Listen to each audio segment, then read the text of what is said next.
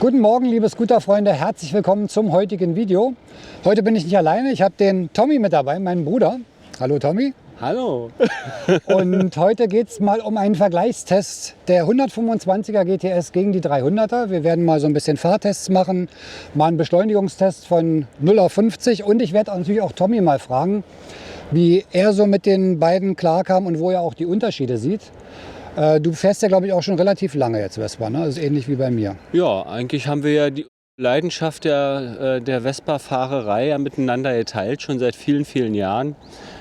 Mit 16 haben wir ja mehr oder weniger angefangen und hatte damals eine PX80E. Jetzt fahre ich keine GTS mehr und keinen Roller mehr. Ich habe nur noch eine kleine Small Frame, eine 50er.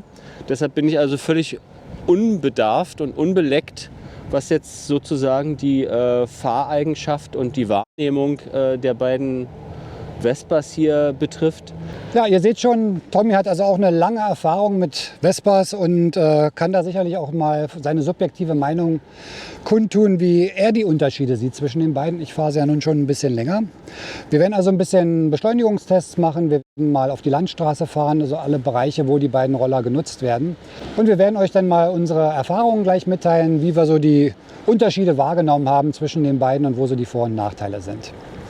Ich gehe noch kurz auf die technischen Details ein. Die 125er GTS hat 14 PS mit 125 Kubik, die 300er 278 Kubik mit 23,8 PS. Ein paar kleine andere Unterschiede sind noch beim Gewicht. Hier haben wir 160, bei der 125er sind es 147 Kilo. Der Tank bei der 300er ist ein bisschen größer, 8,5 gegen 7 Liter. Und der Verbrauch natürlich bei der 125er günstiger. Wir haben da 2,4 Liter nur und bei der 300er ist er angegeben mit 3,2. Aus Erfahrung kann man aber sagen, ist meist ein bisschen mehr. Und ja, bin ich schon sehr gespannt, wie du das dann nachher siehst von deiner Seite aus. Und du bist ja beide noch nicht gefahren.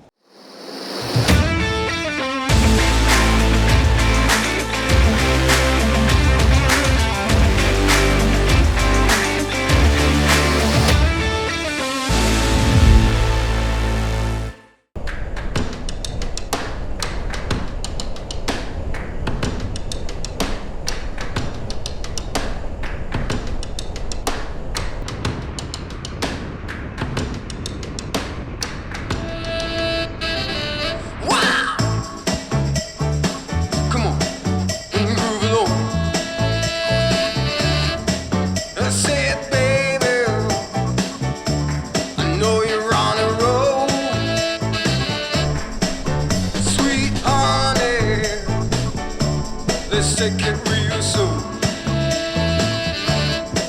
You know we got what you need, baby. So take it, move along. I said we got what you need, honey. Come and groove along.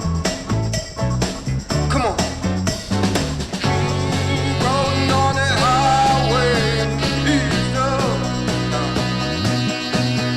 Wow. Come on, and move along. Come on, said babe.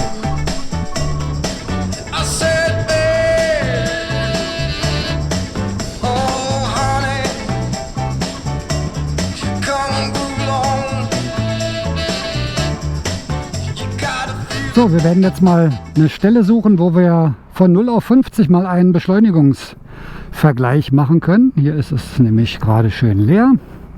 3, 2, 1. Und 50. 2, 1, go. Ui. Ja, jetzt seht ihr doch schon, wie der Unterschied ist. Also 0 auf 50 kann ich mir sehr schön die Rücklichter angucken von der 300er. Da komme ich also überhaupt nicht hinterher. Aber sind natürlich auch 10 PS Unterschied, die man natürlich irgendwie merken muss. Und hier hat man es jetzt mal ganz deutlich gesehen, wie im Anzug auf den ersten 50 Stundenkilometern dann doch ein Unterschied ist. 2, 1, go!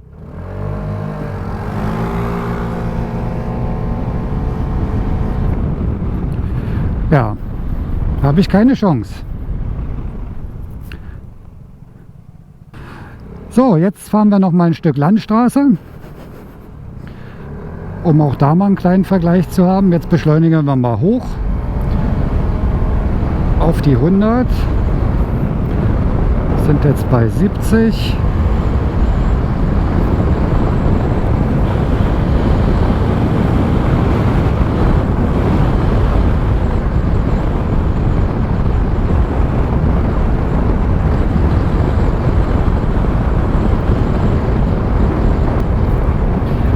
Jetzt sehen wir mal von 70 auf 100 die Beschleunigung. Und auch hier sehen wir natürlich doch schon einen großen Unterschied. Aber wenn man erstmal schwimmt, also der hier fährt ja auch 113, glaube ich, hatte ich gemessen, ist da im Topspeed gar nicht so ein großer Unterschied, nur halt in der Zeit, in der man die Geschwindigkeit erreicht natürlich. Auch wenn es mal an Überholvorgänge geht, ist man natürlich mit der 300er auf der Landstraße oder Autobahn schon besser beraten. Da sind wir wieder, kurze Ausfahrt beendet bei freundlichen 8 Grad heute. Aber die Sonne scheint, wir hatten ein bisschen Glück. Ja, Tommy, wie ging es dir bei den 8 Grad? Schön gefroren? Ja, also es war schon ein bisschen frisch, aber wie gesagt, die Sonne hilft dabei natürlich. Ja, bei der weißen Vespa war natürlich der Vorteil auf jeden Fall gegeben, Sitzheizung, Lenker- oder beziehungsweise Griffheizung, das hat schon sehr geholfen. Aber darum geht es ja erstmal gar nicht. Wir Ist ja auch nicht Serie, ne? Also die Sachen sind ja natürlich nachträglich verbaut. Das sind natürlich entsprechende Extras, aber darum ging es ja jetzt an der Stelle auch gar nicht. Wir wollten ja schauen, wie ist der Vergleich, wie fühlt sich das an bei der 125er zur 300er. Vielleicht fangen wir mal einfach mit dem Handling an, weil beide haben ja dieselbe Karosserie. Und du kommst ja nur auch vom Motorrad, fährst einen 50er Vespa-Roller. Wie empfindest du jetzt die GTS vom Handling her? Also ist da ein Unterschied zwischen den beiden, was jetzt so Stadtverkehr angeht oder Wendigkeit auf engen Kurven oder sowas? Also ich sag mal, beide durch die Karosserie, die ja augenscheinlich ja auch völlig identisch sind sie beide sehr ausgewogen, sind beide sehr gut zu fahren, sind schöne Stadtcruiser, haben eine ganz tolle Fahrweise, also man fühlt sich gleich sehr sicher und gleich zu Hause. Und natürlich haben wir hier den Unterschied bei der 125er in der Beschleunigung und weniger im Fahrverhalten als mehr in der Wahrnehmung über die stärkere Motorisierung bei der 300er. Die 125er erscheint mir ein wenig untermotorisiert, aber für den Einsteiger, der jetzt mit der 125er anfangen würde, der wird das natürlich nicht wahrnehmen. Also für den geht es ja gleich mit der Motorisierung los. Vielleicht auch gerade für die Leute, die vom Auto kommen. Ne? Also viele machen ja diesen B196-Führerschein und sind ja vielleicht vorher noch nie ein Zweirad gefahren, kommen also vom Auto auf einen Roller, auf eine Vespa. Ja. Und für die ist es wahrscheinlich dann, um erstmal reinzukommen in dieses Rollerfahren, glaube ich, ein ganz gutes Leistungsverhältnis, um jetzt nicht da gleich mit einer 300er an die Grenzen zu kommen. Ne? Die Steigerung ist dann natürlich nachher in der Art und Weise wahrscheinlich auch schöner in der Wahrnehmung, dadurch, dass man wieder einen Step halt irgendwie nimmt und einen Unterschied dann auch natürlich feststellen wird, weil das tut man, wenn man beide im Vergleich halt fährt.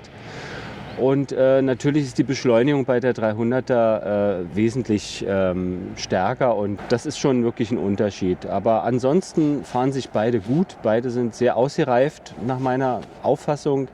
Die sind sehr weich, man cruist schön. Also es ist für die Stadt sicherlich ein optimales Fortbewegungsmittel, macht Spaß und man fühlt sich halt nach meiner Auffassung halt auch immer sofort sehr sicher. Und ich glaube, das ist für einen Fahreinsteiger sicherlich von Vorteil, wenn man auch ein sicheres Gefühl hat.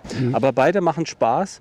Beides sind schöne Scooter, kann man also auch wirklich nur empfehlen. Ja, ich glaube, man sieht es ja auch in den Bildern, die wir ja vorhin eingespielt haben, in der Beschleunigung. Da ist natürlich die 125er immer ganz weit hinten. Ist aber auch nicht verwunderlich. Ich meine, 10 PS mehr ist eine Menge. Ne? Und beide liegen ja fast in der gleichen Gewichtsklasse. Und da machen die 10 PS natürlich viel aus. Und ansonsten, ja, die Fahrdynamik auch auf der Landstraße, die wir gefahren sind vorhin, da war schon ein Unterschied. Ne? Also wenn man so bei 70, 80 nochmal Gas gibt, dann passiert bei der 300er natürlich schon noch was. Man kommt dann relativ zügig auf 100, 110. Und ja, bei der 125er, die kämpft dann durch ab 80 schon ja, da ein bisschen, sollte ne? man sich schon im Klaren drüber sein, dass die natürlich dann bei 100 ist da Schluss. Da kommt nicht mehr viel, da braucht sie ewig, um vielleicht auf 110 oder 115 nochmal halt hoch zu beschleunigen. Also das muss man alles so ein bisschen einkalkulieren.